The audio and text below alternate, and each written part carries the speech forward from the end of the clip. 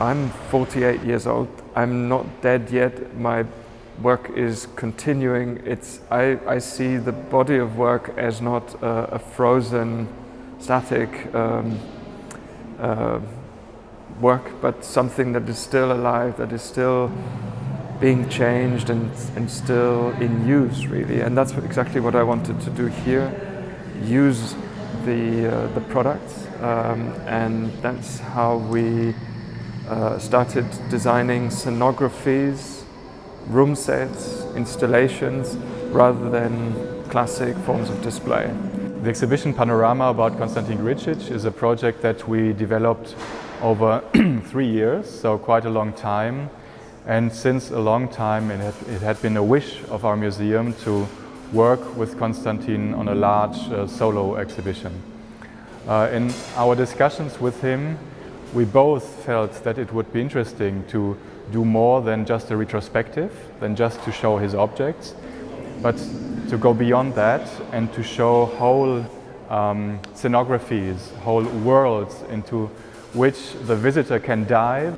When Mateo Kries first asked me to do this exhibition, I thought I'm as much interested in designing the exhibition than in the kind of the privilege of having the exhibition. So the design of the exhibition really was became a project, and if you want a continuation of my own work, and it is something that I do every now and then, designing exhibitions. And it's a format that I really like, not only as a designer but also as a visitor. The exhibition is structured into 4 sections. The first room of the exhibition is called Life Space. In the center of this space there is a dwelling room. And in this room Konstantin Grcic has placed a new design that he has created for the exhibition, which is a modular multifunctional object that he has called Life Stage. So it is a stage on which you place other objects, and this stage can be placed in any found space. And on this life stage, Grcic has placed several objects that he designed, like the chair Waver for Vitra, the lounge chair Carbone for Galerie Creo, a table called Palace. So you see different items, and this all makes this unit called Life Space that you can see in the first room.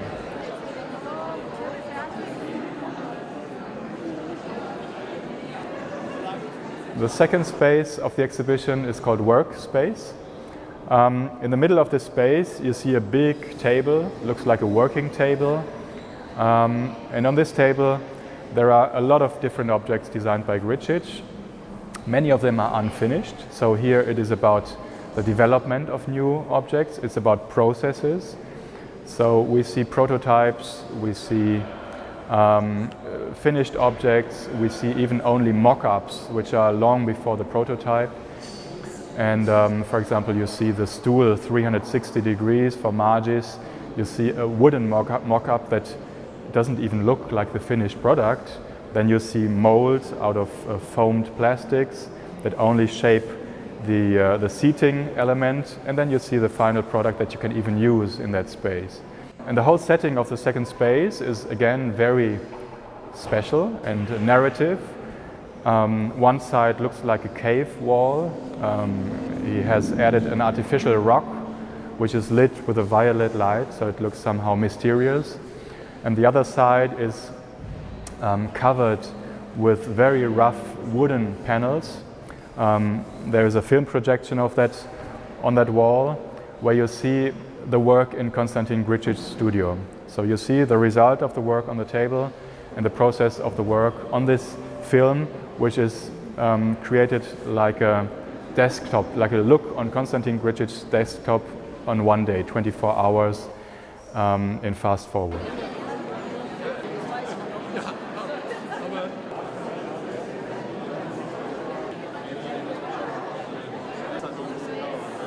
After having seen the life space in the exhibition, you come to the workspace, and then as a third step, you step out into the public space. There, the question was, how can we represent a public space in a museum space? And the great idea of Konstantin Grcic was that he commissioned a huge panorama image from a concept artist that usually works for big film productions. And this panorama painting shows a big public space of a possible future. And this panorama in this third space enters into a dialogue with the objects that Grcic places into that space. He places there a strange kind of fence, black fence. You can think either this fence protects you from that panorama, or it avoids that you can go there. You can read it as you like. In front of that fence, you'll see the object London by Konstantin Grcic, which is a seating object for outdoor spaces. It's actually much more comfortable than it looks. People like to use it in the exhibition. It looks like an UFO that has landed somewhere in that public space. And then he has added a lot of his chair wands for margins that stand there like sculptures in the open space.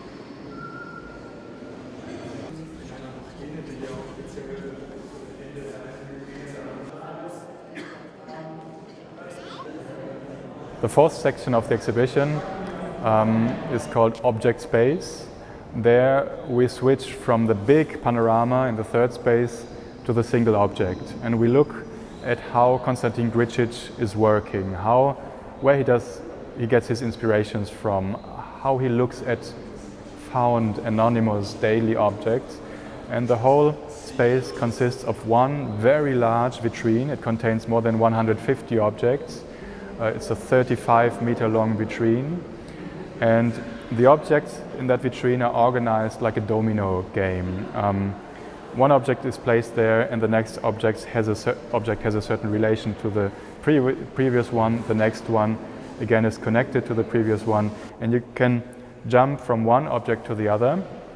In the vitrine, you have a beautiful text by Konstantin Grcic, where he writes about how these objects are interwoven, how they are connected.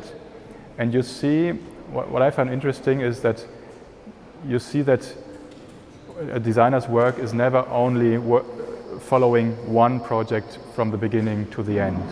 It is always about failures, about surprises, about sudden moments of inspiration that maybe you work on one project and then you have an idea for the one that you are working at the same time on, and then you continue with another project. So we wanted to show that a design process is not only something very organized and linear, it also has this aspect. But at the same time, it is also something very spontaneous, maybe sometimes even chaotic. And still, as a designer, you have to find your way through this. Through all these things that happen on the way while you design an object, and somehow it can be compared to evolution in nature.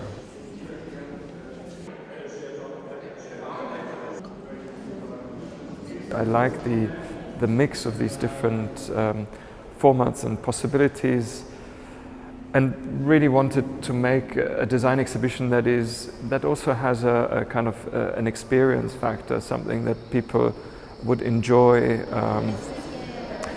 something that makes that kind of enhances a kind of a dialogue, a thinking process. It's not just saying this is what we have, look at it and learn it, but here's a proposal, what if it's like this? And you know, in the end, this is what I think is